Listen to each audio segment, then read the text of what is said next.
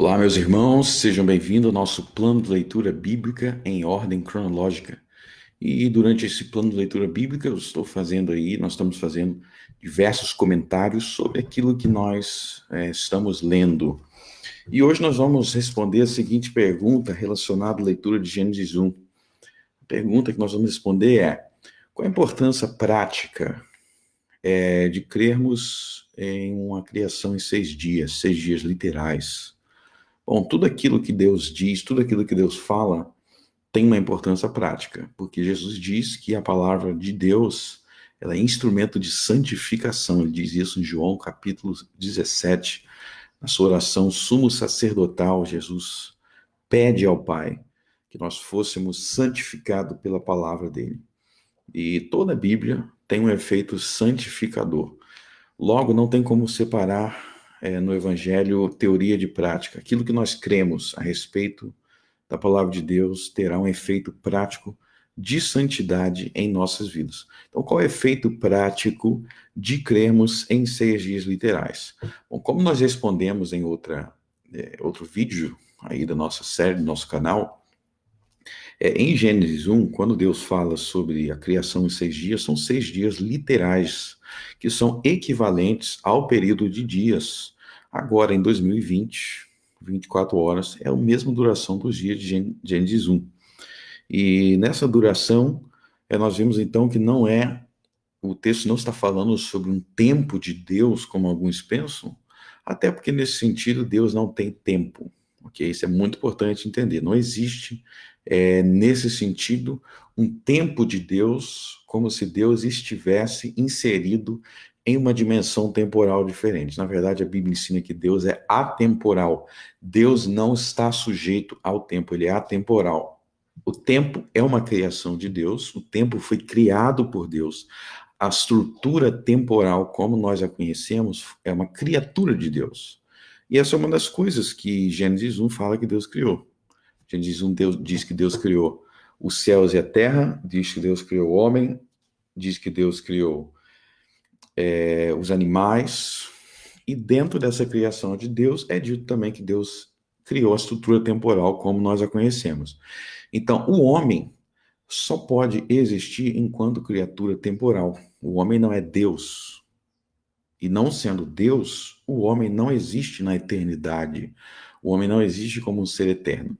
Então, compreender a estrutura da criação da maneira que Deus criou em Gênesis 1, nos 6 dias literais, é importantíssimo para entender como o homem foi criado para viver. O homem foi criado para viver dentro da estrutura temporal criada por Deus em Gênesis 1. Isso é muito evidente quando é dito no capítulo 14 de Gênesis 1, Gênesis 1, 14, e disse Deus: haja luminares na expansão dos céus para haver separação entre dia e noite, e sejam eles para sinais e para tempos determinados e para dias e anos. Ou seja, é dito aqui que quando Deus criou o sol, luas e estrelas, ele criou o sol, luas e estrelas no quarto dia para que fossem sinais. E a grande pergunta aí é: sinais de quê e para quem? Sinais de tempos determinados, diz Deus. E para quem? É interessante que o homem aqui ainda não havia sido criado, o homem só foi criado no 6º dia, mas Deus já está criando algo para o homem, vai servir sinal para o homem. Será um sinal para o homem. Sinal de quê? Sinal da estrutura temporal. A gente sabe que se passou um dia, a gente sabe se passou um mês, a gente sabe se passou um ano, com base no movimento dos astros. Por exemplo, um ano depende do movimento do Sol, da Terra em relação ao Sol. O Sol também se movimenta no universo. O conceito de movimento depende de um ponto de referencial. Então, todas as coisas que Deus criou, em algum sentido, estão se movimentando em relação às outras, e nesses movimentos nós marcamos o tempo. A duração de um mês é baseado na Lua, e se vocês pararem para pensar, a Lua tem 4 fases, então é por isso que o mês tem mais ou menos 4 semanas. Então, cada unidade temporal que nós temos, a gente mede essa unidade temporal, como diz Gênesis 1,14, com base no movimento dos astros. E dentro disso, ao criar essas coisas como sinais, Deus quis que nós medíssemos o tempo assim. E ao querer que nós medíssemos o tempo assim, isso tem efeito prático de como nós organizamos a nossa vida. Então nós vamos ver, por exemplo, no quarto mandamento, quando é dito que Deus criou os céus e a terra, a gente falou sobre isso no outro vídeo. É dito que Deus criou os céus e a terra. E é dito que ao criar os céus e a terra em 6 dias e descansar um dia, lá em Êxodo 20, é dito que Deus estabeleceu um padrão temporal para nós, que nós deveríamos trabalhar por 6 dias e descansar um. Por isso que nós temos o dia do Senhor, que é o dia do descanso do homem. Então, conforme nós vemos lá, um dos efeitos práticos de entendermos os 6 dias literais é estruturarmos a nossa semana de trabalho e descanso e adoração a Deus. Então, por exemplo, o livro de Provérbios fala muito contra a preguiça. O livro de Provérbios fala várias vezes contra o preguiçoso. Mas, objetivamente, o que é uma pessoa preguiçosa? Então, a gente fala assim, uma pessoa que gosta de dormir. Bom, é insuficiente. Todo mundo, em alguma medida, vai gostar de dormir, né? Se a gente não dormir, a gente até enlouquece, ficar muito tempo sem dormir. Mas, objetivamente, para a gente saber se alguém está sendo preguiçoso, ou seja, dormindo demais, dormindo de menos, se está trabalhando demais, se está trabalhando de menos, a gente precisa de um referencial temporal objetivo. E esse referencial temporal objetivo está em Gênesis 1. Ou seja, o normal é o homem está envolvido em atividades produtivas por 6 dias. Então, o normal na Bíblia, quando a Bíblia fala de trabalho, não trabalhar, eu tenho que ter uma carteira assinada, e quer dizer que eu tenho que trabalhar para o meu patrão por 6 dias. O ponto não é carteira assinada, o ponto é estar por 6 dias envolvidos em atividades produtivas. De repente, você é uma mulher que está ouvindo isso, você é uma dona de casa. Bom, como dona de casa, você você também não pode ser preguiçosa. Eu sou dono de casa. Não, dono de casa não é ficar deitado no sofá o dia inteiro, né, assistindo séries de humor. Dona de casa também trabalha, tem o trabalho dela. E como vai dizer Provérbios 31, ela não come o pão da preguiça. Ou seja, trabalhar não é só quando você tem um emprego formal, mas o homem deve, conforme o padrão de Gênesis 1, manter-se ativo, fazendo uma atividade produtiva durante 6 dias. E aí ele deve descansar um. No Novo Testamento, o dia do descanso é o dia do Senhor, o primeiro dia da semana, o dia que nós descansamos do quê? Descansamos das nossas atividades seculares, das nossas atividades produtivas seculares, para focar nas coisas de Deus, para se reunir com o povo de Deus, para meditar, dedicar o nosso tempo primariamente às coisas de Deus.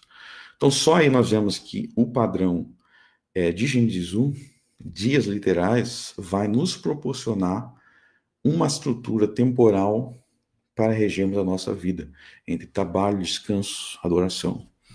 E nós vemos também que a estrutura temporal, o Salmo 104, ele vai falar sobre a estrutura temporal de Gênesis 1, como estabelecendo uma norma para o trabalho e o descanso diário, não somente semanal, mas diário. Lá no Salmo 104, Salmo 104 é um salmo importantíssimo em que o salmista celebra a glória da criação e da providência de Deus. E ele vai descrevendo ao longo do salmo várias características da obra da criação, e no verso 23 ele vai falar assim, então sai o homem à sua obra e ao seu trabalho até a tarde. Ó Senhor, quão variadas são as tuas obras, todas as coisas fizeste com sabedoria, cheia está a terra das suas riquezas. Então aqui ele está celebrando a criação, e no verso 23,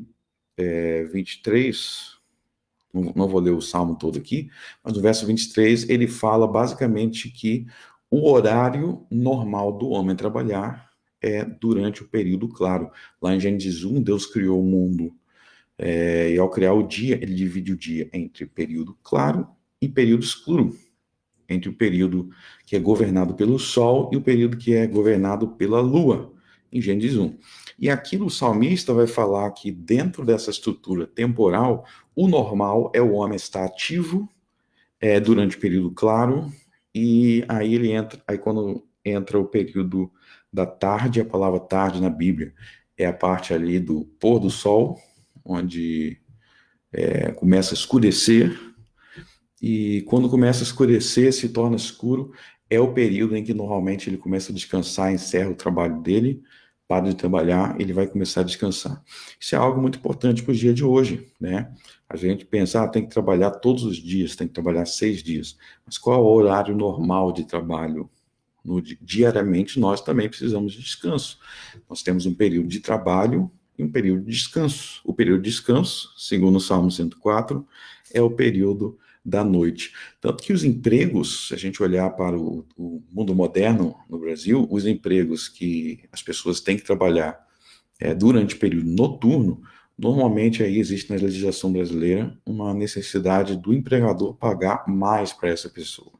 Por que tem que pagar mais em períodos de trabalho noturno? Porque é considerado que não faz bem para a saúde do homem.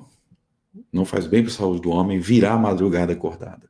Porque a noite foi feita para descansar, isso nos faz voltar para Gênesis 1. O período noturno é um período de descanso. Então, nós temos em Gênesis 1 uma estrutura temporal que na Bíblia é tratado como aquilo que padroniza como deve ser o trabalho, o descanso, as atividades do homem. Isso é importantíssimo para a nossa vida de santificação, porque a nossa santificação é algo que ocorre no tempo. A nossa santificação é algo que ocorre em meio às nossas atividades diárias, nossas atividades diurnas, noturnas, e para santificarmos, para nos santificarmos, para levarmos a nossa vida para a glória de Deus, nós precisamos levar nossas vidas dentro da estrutura temporal que Deus criou. Ou seja, precisamos remir o tempo, precisamos aprender a utilizar o tempo. Essa é uma das grandes lições do livro de Provérbios, que não temos como falar sobre obediência a Deus, nós não temos como falar sobre santidade sem entender a estrutura temporal que Deus criou para que nós vivêssemos nela, trabalhando no horário certo, adorando a Deus quando nós temos que adorar, descansando quando nós temos que descansar, reconhecendo que há um tempo determinado para todas as coisas. E não tem como, biblicamente, entender isso de forma correta se nós não entendermos os dias da criação de Gênesis 1 como literais. Quando a gente nega a literalidade de Gênesis 1, a gente está negando a literalidade e a estrutura temporal que Deus criou para que vivêssemos para a glória dele. Deus nos criou para a sua glória e a maneira de nós o glorificarmos é no tempo. O tempo conforme Deus criou e por isso nós precisamos remi-los. Então é isso aí, meus irmãos. Considerações sobre a importância prática de entender a literalidade dos dias de Gênesis 1, daquela estrutura temporal que Deus criou, e eu espero que vocês reflitam nisso e tenham uma boa leitura.